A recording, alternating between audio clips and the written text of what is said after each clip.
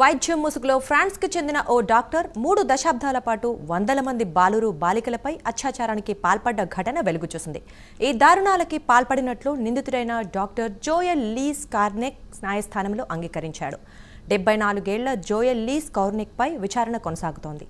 పవిత్రమైన వైద్య వృత్తికి కళంకం తెచ్చే ఈ ఉదంతం గురించి విన్న ఫ్రాన్స్ ప్రజలు ఉలిక్కిపడ్డారు. మొత్తంగా 299 మంది రోగులు మత్తులో ఉండగా వారిపై అత్యాచారానికి పాల్పడ్డాడని దర్యాప్తు అధికారులు నిర్ధారించారు.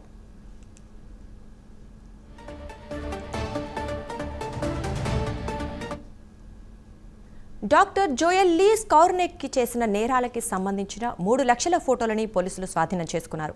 650కు పైగా అశ్లీల వీడియోలను జోయల్ లీస్ కార్నెక్ ఇంట్లో గుర్తించారు. నిందితుడి మానసిక స్థితి చూసి పోలీసులే ఆశ్చర్యపోయారు. ఎవరెవరిపై ఎప్పుడు లైంగిక దాడి చేశాడన్న వివరాలతో కూడిన డైరీలను కూడా పోలీసులు స్వాధీనం చేసుకున్నారు.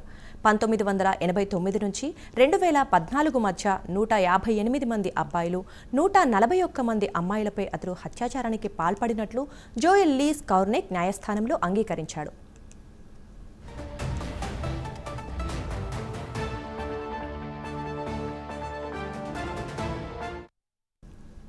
చిన్నారులు, జంతువులంటే జోయల్ లీస్ కార్నెక్కి అమితమైన ప్రేమ. వారిని చూడగానే ఆకర్షితుడై అత్యాచారాలకి పాల్పడేవాడని పోలీసుల దర్యాప్తులో తేలింది.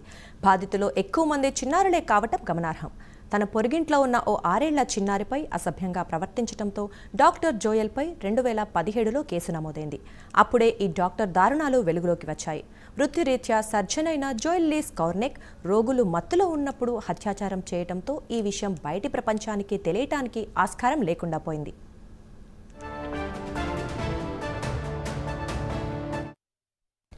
బాధితులకు కూడా తమపై అత్యాచారం జరిగిందన్న విషయం తెలియదు. జోయల్ డైరీలో పేర్లను చూశాకే తమపై అత్యాచారం జరిగిందన్న విషయం బాధితులకు తెలిసింది.